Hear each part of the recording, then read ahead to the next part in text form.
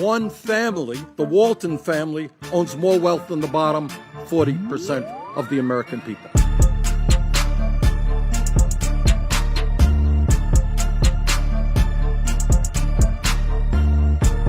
The Walmart heirs are worth over $160 billion. That same family has fired about 10,000 people just this year, and Walmart workers are struggling to get by on low wages. Recently, Walmart raised their company's minimum wage, something workers across the country have been protesting for, but it is nowhere near enough. A Walmart worker making $11 an hour and working full-time under the company's definition would take home just $19,448 in a year. Let's compare that to how the Waltons do in a year. The Waltons grew their wealth by over $43 billion between March of 2017 and March of 2018. Many Walmart employees have to depend on public assistance because their salaries are so low. A 2014 report found that in 2013, Walmart cost taxpayers more than $6 billion in public assistance programs by not paying their workers a living wage. And beyond that, Walmart's cheap goods from China cost over 400,000 U.S. jobs between 2001 and 2013. Last year, 4 of the Waltons made $12.7 billion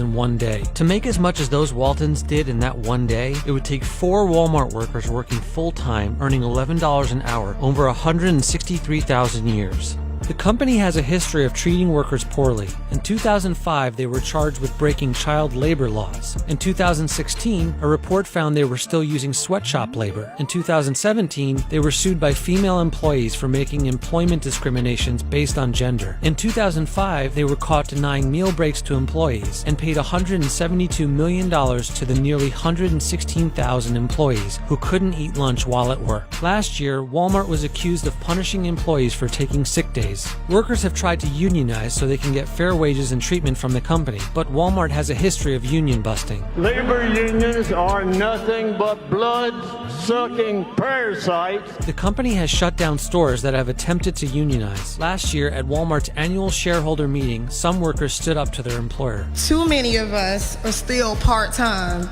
Too many of us have schedules and hours that change so frequently, we can't plan our lives or line up a second job. Too many of us still can't pay our bills. The unfair leave policies, reduced hours, and low pay make it difficult for most of us to pay our bills and to take care of our families. Do you really think that it makes sense to cut programs that people desperately need and give massive tax breaks to the children of the wealthiest family in this country? Well, I'm not going to comment on the specifics of the Waltons or the Kochs. I'm sure they've done plenty of estate planning, and they've both been very philanthropic in their charitable contributions. In 1988, the family decided to start the Walton Family Foundation. My parents spent a lot of time talking about the importance of giving back. In 2014, the foundation had about $2 billion to its name. How much of that came from the Walton family? Only $58.49 million, which was less than the estimated value of Rob Walton's collection of vintage sports cars, and less than Alice Walton spent on 2 works of art.